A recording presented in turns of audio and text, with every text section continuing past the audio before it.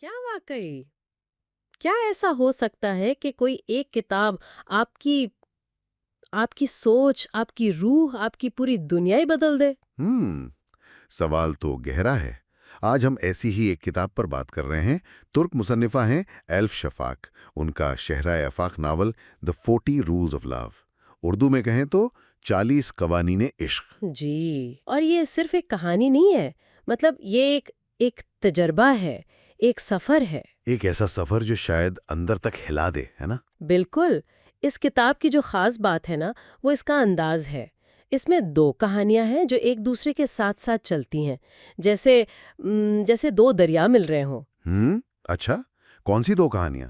ایک تو آج کے زمانے کی ہے، ایلا روبنسٹائن نامی ایک امریکن خاتون کی، اور دوسری کہانی وہ ہمیں صدیوں پیچھے لے جاتی ہے، 13ویں صدی میں۔ 13ویں صدی، رومی کا زمانہ کا؟ جی بالکل، مولانا جلال الدین رومی جو عظیم صوفی شاعر گزرے ہیں، مطلب عشق الہی کے راستے پر چلنے والے، اور ایک بہت ہی پراسرار ایک درویش، شمس تبریز۔ درویش یعنی وہ جو دنیا سے بے نیاز ہوتے ہیں؟ ہاں، جو روحانیت کی تلاش میں سب کچھ چھوڑ دیتے ہیں۔ تو آج ہم انہی کہانیوں کے سنگم کو اور جو سوال یہ کتاب اٹھاتی ہے انہیں سمجھنے کی کوشش کریں گے۔ چلیں ایلا سے شروع کرتے ہیں۔ اس کی زندگی کیسی ہے؟ دیکھیں، باہر سے دیکھیں تو ایلا کی زندگی مکمل لگتی ہے، اچھا گھر، شوہر، بچے، سب کچھ ہے۔ لیکن اندر سے وہ ایک شدید قسم کا خالی پن محسوس کرتی ہے، ایک بے معنویت کا احساس۔ اور پھر کیا ہوتا ہے؟ پھر اس کی زندگی میں ایک مسودہ آتا ہے، ایک کتاب کا مخطوطہ، جس کا عنوان ہے سویٹ بلیسفیمی، یعنی میٹھی گستاخی۔ دلچسپ عنوان ہے۔ جی، اور یہ ناول شمس اور رومی کی کہانی ہے۔ تو ایلا اسے پڑھنے کا کام لیتی ہے، لیکن یہ صرف کام نہیں رہتا، یہ اس کے لیے اپنی ذات کو، اپنی زندگی کو سمجھنے کا ایک ذریعہ بن جاتا ہے۔ تو یہیں سے دوسری کہانی شروع ہوتی ہے؟ بالکل، یہیں سے ہم پہنچ جاتے ہیں 13ویں صدی کے کونیا میں اور ملتے ہیں شمس تبریز سے۔ شمس تبریز، ان کے بارے میں کیا خاص ہے؟ سنا ہے کافی متنازع شخصیت تھے۔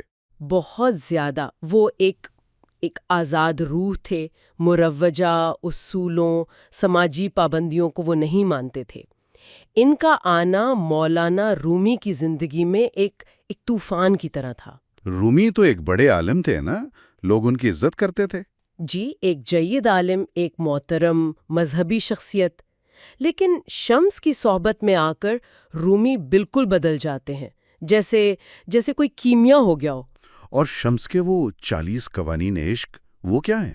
وہ صرف اصول یا نصیحتیں نہیں ہیں، وہ زندگی کو، کائنات کو، خدا کو دیکھنے کے نئے انقلابی زاویے ہیں۔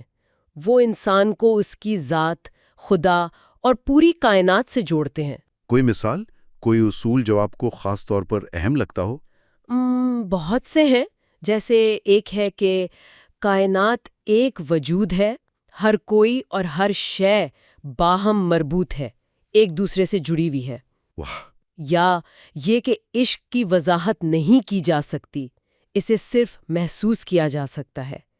یا جیسے وہ کہتے ہیں کہ خدا تک پہنچنے کے کئی راستے ہیں، پر اصل راستہ دل کا ہے۔ یہ تو روایتی سوچ سے بہت مختلف باتیں ہیں۔ یقیناً، اور اسی لیے شمس کی تعلیمات چونکا دینے والی تھیں۔ انہوں نے رومی کو کتابوں اور منطق کی دنیا سے نکال کر عشق حقیقی کے تجربے میں آپ کہہ لیں کہ دھکیل دیا۔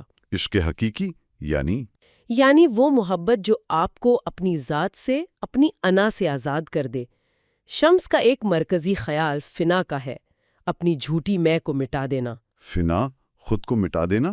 ہاں، اپنی خواہشات، اپنے تعصبات، اپنی سماجی پہچان، ان سب سے اوپر اٹھ جانا۔ اور اس فنا کے بعد رومی کا کیا بنا؟ اس فنا کے بعد ہی رومی وہ بنے جنہیں آج دنیا جانتی ہے۔ وہ ایک منطقی عالم سے ایک وجد میں ڈوبے ہوئے شاعر بن گئے۔ ان کی شاعری میں رقص ہے، موسیقی ہے، عشق کی آگ ہے۔ ان کی یہ تبدیلی، اس پر لوگوں کا رد عمل کیا تھا؟ معاشرے نے اسے قبول کیا؟ نہیں، بالکل نہیں، بہت مخالفت ہوئی۔ ایک مانے ہوئے عالم کا یوں بدل جانا، سما کرنا، رقص کرنا، لوگوں کے لیے ناقابل فہم تھا۔ کتاب یہ سوال بھی اٹھاتی ہے کہ کیا ایک شخص کی سچائی، اس کا اپنا راستہ پورے نظام کو چیلنج کر سکتا ہے؟ اور اس کی قیمت کیا تنہائی ہوتی ہے؟ اکثر یہ راستہ آسان نہیں ہوتا، اور یہیں ایلا کی کہانی پھر سے اہم ہو جاتی ہے۔ کیسے؟ جیسے جیسے ایلا شمس اور رومی کی کہانی پڑھتی ہے، وہ اپنی زندگی میں بھی انہی سوالوں کا سامنا کرتی ہے۔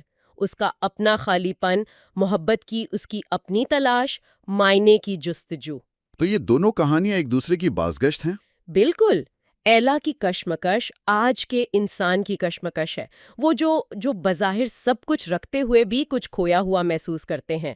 قاری کو لگتا ہے کہ ارے یہ تو میری کہانی ہے، یہ میرے سوال ہیں۔ ہاں، یہ سوال کہ اصل محبت کیا ہے؟ کیا وہ مکمل کرتی ہے یا ختم کر دیتی ہے؟ زندگی کا مقصد کیا ہے؟ سماجک کامیابی یا خود کو جاننا؟ جی، یہ کتاب قاری کو مجبور کرتی ہے کہ وہ اپنے اندر جھانکے، اور یہ سفر ہمیشہ آسان نہیں ہوتا۔ ان سوالوں پر مزید غور و فکر کے لیے، گہرائی میں جانے کے لیے کوئی اور ذریعہ بھی ہے؟ ہاں، جو لوگ اس طرح کے ادبی اور فکری موضوعات میں دلچسپی رکھتے ہیں، ان کے لیے ایک بہت اچھا پلیٹ فارم ہے۔ محمد منتظر مہدی کا یوٹیوب چینل ہے، the podcast of book reviews. اچھا، the podcast of book reviews? جی، وہ صرف کتابوں پر تبصرے نہیں کرتے، بلکہ وہ ایک فکری نشست ہے جہاں کتابوں کے باطنی پہلوؤں پر، ان کی روح پر بات ہوتی ہے، بہت علمی، پروکار اور پرجوش انداز میں۔ زبردست! تو سننے والے وہاں بھی جا سکتے ہیں؟ بالکل، خاص طور پر اس کتاب جیسے موضوعات پر وہاں گہری گفتگو ملتی ہے۔ تو اگر خلاصہ کریں، 40 قوانین عشق صرف ایک ناول نہیں ہے، یہ ایک آئینہ ہے۔ ہاں، ایک آئینہ جو ہمیں شاید وہ دکھا دے جو ہم عام طور پر دیکھنے سے گھبراتے ہیں۔ تو کن لوگوں کو یہ کتاب ضرور پڑھنی چاہیے؟ میرے خیال میں ہر اس شخص کو جو زندگی کے معنی تلاش کر رہا ہے، جو اپنے اندر ایک کمی، ایک خلا محسوس کرتا ہے، یا جسے تصوف، روحانیت میں دلچسپی ہے۔ اور جاتے جاتے کوئی ایک خیال، کوئی ایک نکتہ جو قاری اپنے ساتھ لے کر جائے۔ شاید وہی شمس کا مرکزی خیال کہ عشق کا سفر فنا سے شروع ہوتا ہے، اپنی پرانی ذات کو، اپنی انا کو مٹانے سے، اور اس کے بعد ایک زیادہ بامعنی زندگی، ایک نئی پیدائش۔ تو سوال یہ ہے کہ کیا ہم اپنی بنائی ہوئی شناختوں، اپنے خوف، اپنے محدود خیالات کو فنا کرنے کے لیے تیار ہیں تاکہ ایک زیادہ سچی، زیادہ زندہ حقیقت کو پا سکیں؟ یہی سوال یہ کتاب ہمارے لیے چھوڑ جاتی ہے۔